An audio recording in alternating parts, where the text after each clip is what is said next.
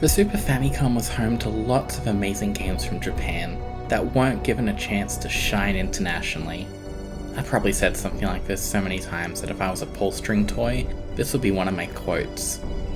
For this time, when I talk about a game you've never heard of, there are maybe a dozen of you that have actually heard of this beauty, and that's because Front Mission, despite constantly as a series failing to release internationally, did actually buck that trend a few times. The cool PlayStation owners in the West fell in love with Front Mission 3, a game that graced us in the year 2000 and taught a bunch of English speakers that the future will suck too, but at least it has cool giant mechs. We even got Front Mission 4 a few years later, well, America did, but I never hear nostalgic 40-somethings talk about that game like they did for the third, and that's probably why Front Mission 5 or 2089 didn't release internationally. That said, there's still a huge cult following for the series, and the Super Famicom original was even able to get a fan translation in the year 2001, and there was an attempt to do a translation for Front Mission 2, but it wasn't really complete. So yeah, we didn't get a lot of the tactical games in this series here. Timing might have been an issue though, since we have received the last few games in the West. This includes the two seemingly middling action games that fans don't really talk about and I haven't played, so I won't cast judgment on them. And then we have the modern remakes. Before those remakes though, fans thought of the series as basically being dead, and I suppose it kind of still is in terms of original stuff. But it's amazing to see Front Mission 1 and 2 get remakes that people can easily play. And 3 is on its way too, even though the PlayStation original will be the version hardcore fans want to play. This could just be a way to recycle old games for money, but I'm hoping something new comes out of this sudden series semi-revival. But I'm getting too far ahead. I want to look at the origins of Front Mission, and more importantly, the many times this first game was sold to people who wanted to play it on the go. Because I don't know how to stop myself, I'll be specifically covering Front Mission's 2002 WonderSwan Color release, the 2007 release for Nintendo DS, and 2022's Switch release. That's a lot of Front Mission. I even played through the game fully on Super Famicom with a fan translation, just for the sake of giving all these versions a more proper comparison to the original, and to see what really changed over time, even if I won't specifically go into the console's release here. With the exception of the PlayStation 1 release of Front Mission 1, I played through all these games completely, and over the last few months I've wasted my life. Do not do this. Maybe just play one of these games every few years. I said Front Mission a lot, but what is Front Mission? I say slightly dismissively to all the people choosing not to look at my video footage, and I say with full sincerity to the people who actively can't look at my videos for reasons outside of their control. Well, this series is primarily a tactical RPG one, set in the future where battles are fought with giant, imposing mechs called Vonzes. To give the most basic of rundowns, an island sprouted in the middle of the Pacific Ocean after some volcanic activity, and people didn't really care about it until decades later when they realized, not only is this big enough to settle on, but it's rich with minerals, so let's get settling. Because of its placement in this ocean, the two nearby superpowers of the United Continental States, a combination of all of North and South America, and the Oceania Cooperative Union, which consists of Australia, New Zealand, Japan, and the rest of Southeast Asia. Well, both these superpowers are trying to make this island their territory. It even led to a war in the 2070s, but it ended with them basically sharing the island with a border down the middle. The Huffman conflict is now history.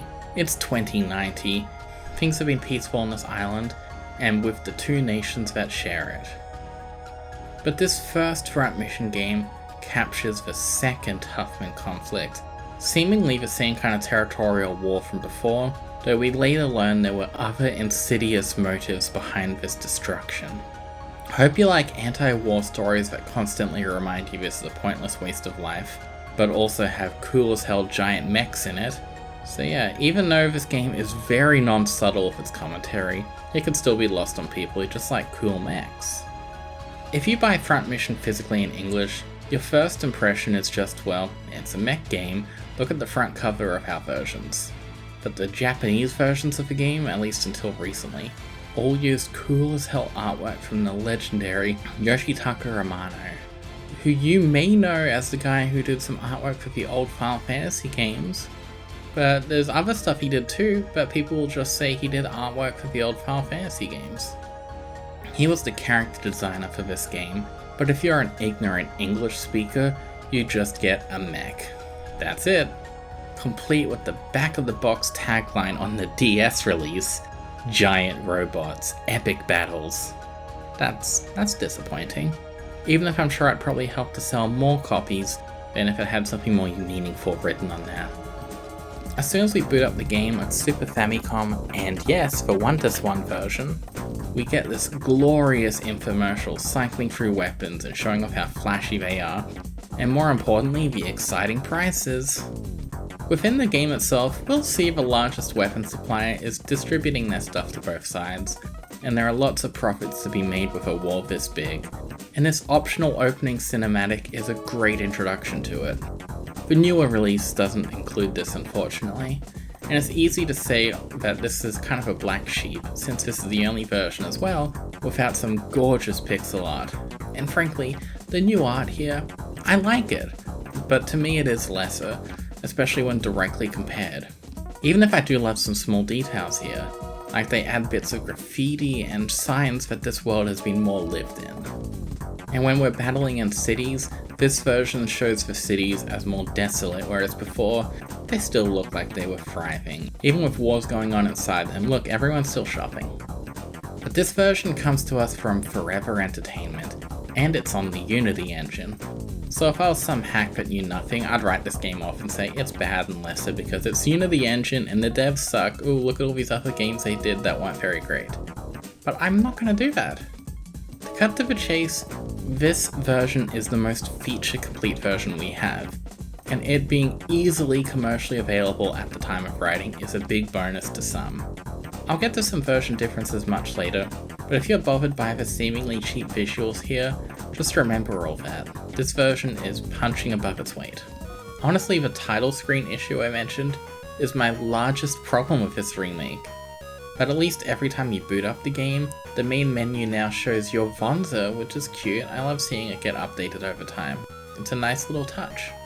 The two later releases of this game allow you to jump in directly or try an optional but robust tutorial, which does a fantastic job at explaining the myriad of mechanics here.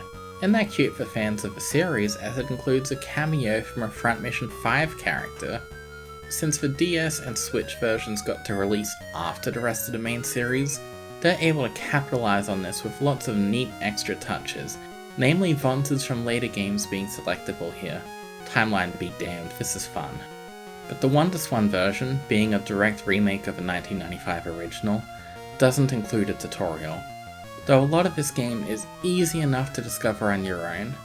In fact, this Japanese-only release with no fan translation is actually really easy to play even if you don't know Japanese. Lots of the game was written in English. Really, the only problem here is the story and dialogue is basically all Japanese, so you miss out on large sections of the story if you don't have a Japanese reading ability. But if you've already played this game before and just want to relive the action, or you're some kind of monster that doesn't know what's happening but want cool mechs and explosions, Front Mission for WonderSwan is one of the most playable RPGs on this device. We even get to see all the great Vonza parts here because they still have English names, like there's the Faggot, which lets us do the Faggot Punch. I can see why this was changed to a different name in the later official English releases.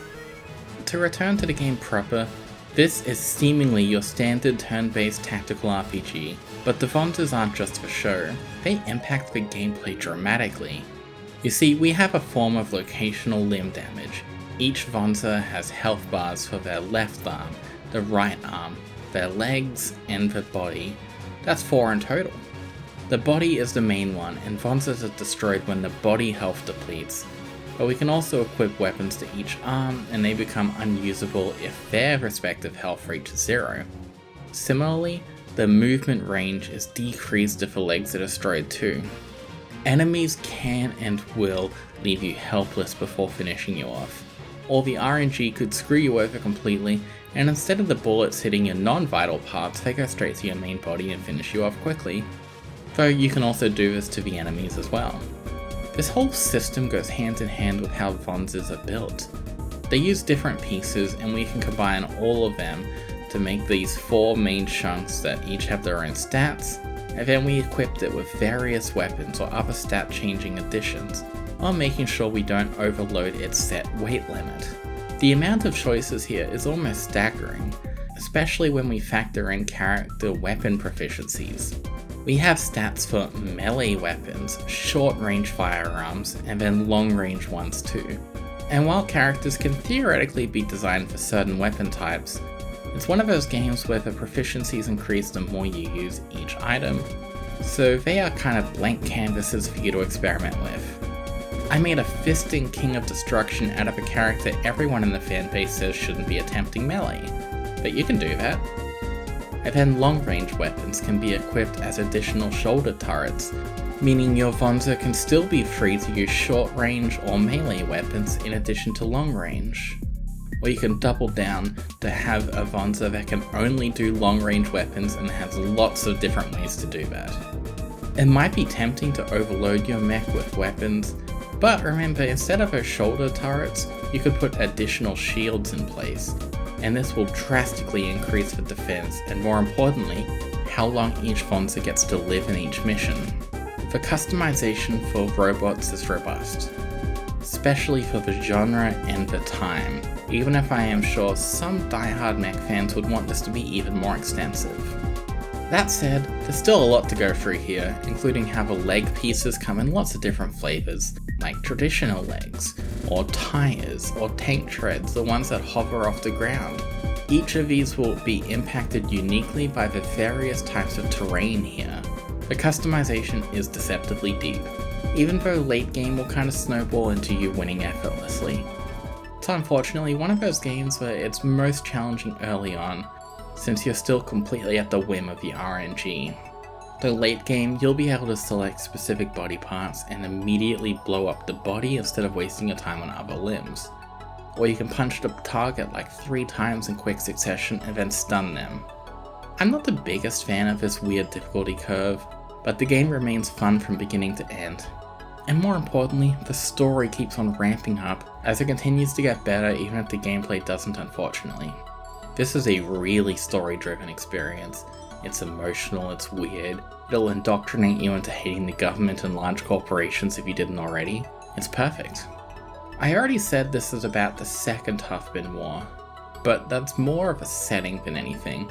What we're really dealing with here is Royd Clive, a young man from the Oceania Cooperative Union who lost his fiancée and his role in the military after being blamed for starting this war. He was really just a pawn in this. He's not the instigator at all.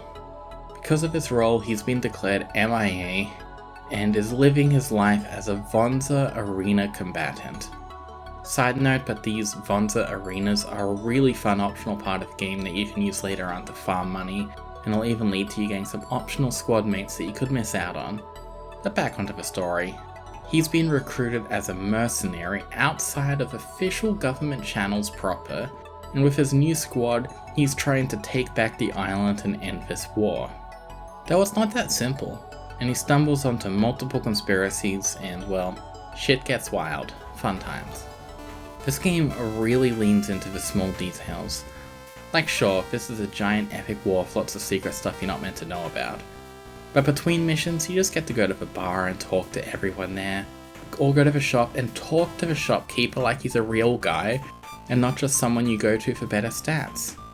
The shopkeeper even says, "Thank you," with an audio sample every time you buy something, and it's a cute detail I adore. Combined with the great music, these stores that sell dangerously powerful military-grade vehicles to civilians are comfy. Talking to people is expanded greatly in the game's second campaign. Oh yeah, later releases starting with the PlayStation, and for my sake DS and Switch, add in a whole second story, where we go through the same events, but from the side of those filthy statesmen from the United Continental States. This really goes to humanize them, and it reminds us that Americans are people too. This campaign not only lets us talk to vendors and bar patrons like before, but between missions we get to talk to each of our squad mates to see what's going on with them. It helps that the second campaign has a dramatically smaller pool of party members, but still quality over quantity. This second campaign is fantastic for its sense of dramatic irony, as moments that used to be big wins for us in the main campaign, like taking back cities or eliminating those enemies, is now recontextualized as massive losses and death of lots of soldiers with loved ones that we see here. These guys will even talk about how strong this mercenary force is and how they're probably killing machines who enjoy doing this. Unbeknownst to them, these are also just some people who are anti-war but forced into this situation too. This second campaign isn't just a good value add that makes the new versions of this game basically the only way to seriously play this game outside of novelty or to appreciate historical context, but to me, this is basically a free second game you get with your first one. It's that good, and in some ways this is my preferred game. Even though some missions here are a little half-baked, the last mission here in particular is a joke, especially compared with the main game's last mission. But look, I just love this. It even stars a guy whose last name is similar to my own, and his Vonza is called the Lynx, and I love the Atari Lynx. Look, I stand this guy, he's perfect. For an American. This isn't all the new versions offer. They get lots of additional side missions that can reward you handsomely with giant weapons that I choose to never use, but if you want to go for it, hey, do it. These new missions are really fun. Also, the enemy AI seems to be a bit more dangerous in these newer releases, complete with them frequently using items to buff their teammates. Poor WonderSwan, you get none of this, but I don't want to dismiss you outright. You've got a lot to offer. Quick WonderSwan tangent, because you need this little morale boost. The graphics here are very reminiscent of the Super Famicom version, which is incredibly impressive. This is one of the prettiest games for the WonderSwan, which makes sense since this was a 2002 release, exclusively for more powerful colour revision. Everything here is one-to-one with the 16-bit version, except the graphics have been crunched down a bit, and the beautiful music with before is doing its best.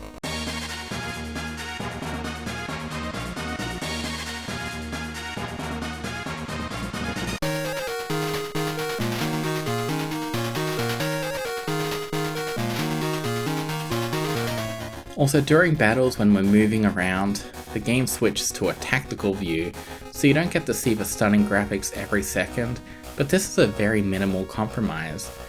In some departments, the WonderSwan version is far superior to the console release that came out 7 years prior.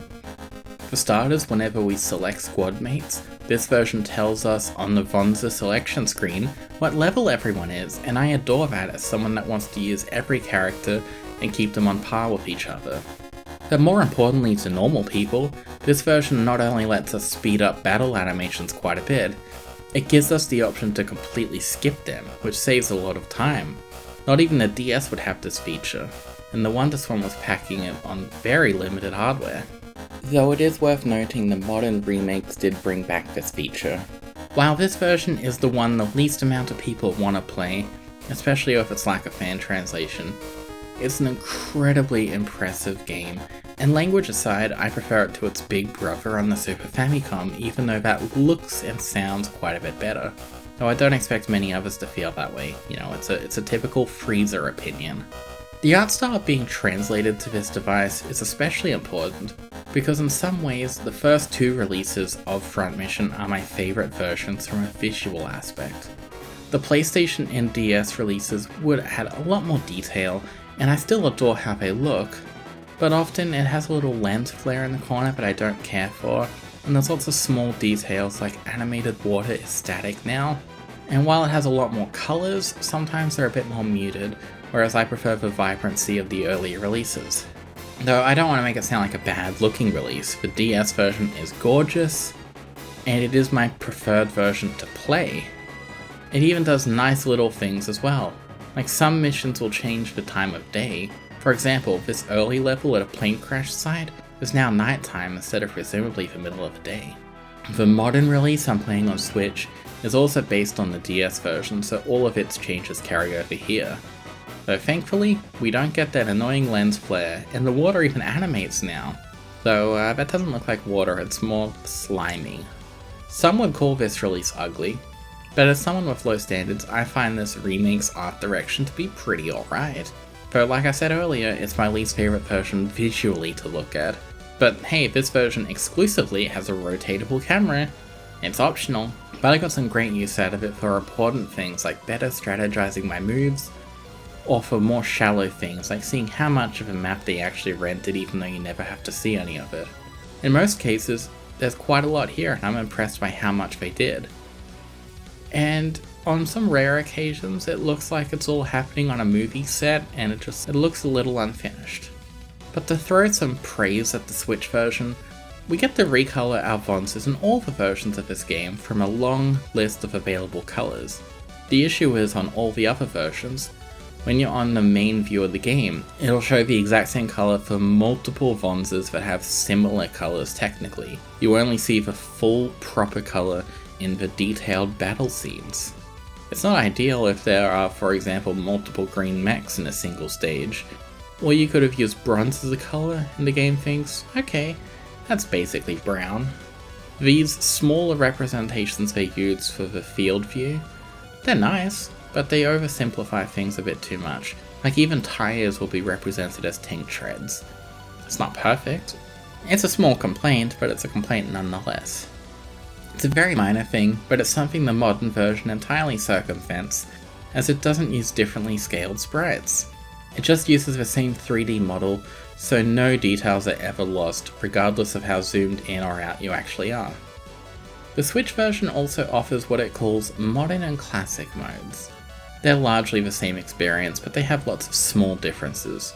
The largest one here is a rotatable camera being a modern mode exclusive, as is for rearranged music, which I loved personally, but mostly because I played the same game 4 times in a row and some variation was appreciated. That said, you don't really lose anything substantial if you play one mode or the other. The changes are very minor, and the camera is the most important change. And while the rotatable camera is never mandatory by any means, I especially appreciated it because of how often foreground elements would cover up the Vonses of the screen. My favourite weird stylistic change in the Switch version is this one cutscene that played through the second campaign with the Americas. As this was all originally extra content for the PlayStation 1 release, they went all out with a pre-rendered video, and the DS was able to use it with no issues at all obviously. But for the audience of the 2020s, this scene, especially on our fancy HD TVs, would stand out so terribly that instead of presenting it as is, or just not showing it at all, they instead show it as TV footage in-universe, and we have to see it through a comfortably distant view, so it doesn't look as egregious. This is quite clever, way to go Forever Entertainment. I didn't expect a solution like this at all, but hey, you did something neat here. This modern release is the real underdog here. It might not look it, but it overachieves sometimes.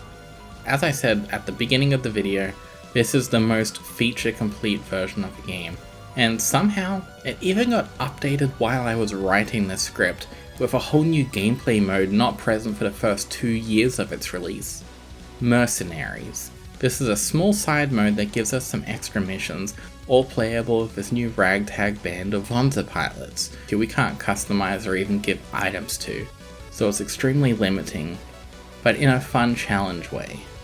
You have to get through these stages without cheesing them over and over with healing items or truck adjacency. That sentence will make more sense soon, but first I just have to talk about the wonderful location variety in this mode specifically. Free from the burden of having to tell a single story on a small island, here we get to see lots of a world with no real connective tissue, and it's breathtaking. Or well, as breathtaking as this game can look. This mode also continued to surprise me because the characters have a little more depth than I expected, though I kind of expected nothing from this. But Mercenaries, as a mode, doesn't just end at a fun little side thing to do. It's also a way for multiplayer, play with other front mission first owners, or have the weirdest party ever with single controller taking turns multiplayer local action. This is probably really fun, but I don't have friends to play with, so I just pretended I was two people and it wasn't very satisfying. To get to something less sad, the Switch version also has some small quality of life improvements. Like we can press a button to toggle health bars, just so we can quickly see things, though that doesn't make up for the constant loading, or how zoomed in everything is, or the constant loading. Also, I have no idea if this is an issue that persists with others. Maybe my cartridge is a little faulty, but this game crashed on me a lot. Definitely more than any other Switch game I've had. I'll assume that this is bad luck here on my part, but something I won't say is just a me issue is the D-pad controls. On the 3 other releases I played for this video, up was up, down was down, you'd expect that. But because of a weird camera here, Front Mission is a game that expects lots of diagonal movements. Well, the Switch version abandoned everything, and up now sends us kind of right, and down is kind of left, and left and right, they're sort of up and down, respectively. It's weird, and probably not an issue for most players, but it messed with me as someone who played through this game a lot of times. This was such an issue for me that I played through this entirely on the analog stick, which felt much more natural here. I'm glad that was an option. Instead of being weird, the stick moves the directions you'd expect. So on the analog stick, up is up, down is down. What a concept. Oh yeah, what did I mean ages ago when I talked about truck adjacency? Well, there's quite a bit more to this game than just aim for the body and win, especially when it comes to my hero, Pee-wee, who drives our supply truck. He might not look it and he always complains about dropping his candy bar, but this guy is the real MVP for the Oceanic Cooperative Union. This truck is pretty defenseless, although it can technically defend itself.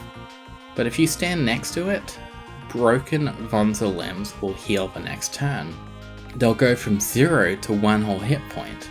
Thankfully we have regular healing items to get us over that hump, but they can't heal something that's completely broken. And it makes Pee-wee a sort of medic. He's also someone you can go to resupply in the middle of battle if you're running low on items. The American campaign has no such truck, but they get an actual medic character of sorts, who has to expend a single turn to heal limbs one at a time, or they can just do some general healing as well at the same cost. While this is much faster to heal a single character, it's also slower in terms of preparing multiple Vonzas at once. This also limits the healing Vonza's stats and equipment, as the healing component takes up a slot of an existing Vonza part, which would otherwise be used to increase strength or carrying capacity.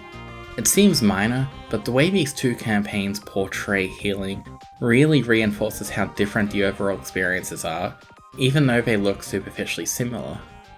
And both these versions have massive pros and cons. I don't prefer a single healing approach here, and I'm really just glad that we got the 2 cakes here. Healing is especially important, because while we don't have permadeath, every single mission you will get a smaller payout if Vonzas break down completely, as you have to pay for your own repairs out of pocket. On the other hand, you get more money for each unit you destroy. For some missions you don't have to destroy every single living enemy, but you're encouraged to for that sweet monetary gain, especially since outfitting your mechs with more powerful equipment isn't cheap. Each death really adds up, even if you have an unlimited, easy to choose gambling option at your disposal between missions. That's time consuming. Don't waste more of your precious time on this planet grinding in this arena. This is also the kind of game where I really want to use every party member I can, and alternate them between missions. I'm not the kind to overlevel a single god of destruction in games like this. I like lots of somewhat alright guys. And I feel like the game wanted this approach specifically, because in a few missions you're forced to use certain party members. Other missions, party members are completely unavailable for story reasons. And the end of the game lets you bring in every single party member you have for an all-out last attack. Normally you're restricted to like 8 or so depending on the mission, so getting to bring in everyone feels like a really celebratory moment, and it's climactic, even if the consequence is it's quite a bit easier because you have everyone here. On this final mission, I also just have to praise the Switch version especially for giving us an intimidating view of this boss, instead of the same old perspective we always see in all the other releases. This version frames it as looking up at this imposing monster. I'm glad the game wasn't afraid to change the camera whenever it needed to. We even get a first-person view for whenever we target specific limbs, which I think is kinda cool. And that really means the developers had to render more of the map from what we can ever see, sometimes with cool details. Like this sand level is actually really close to the coast.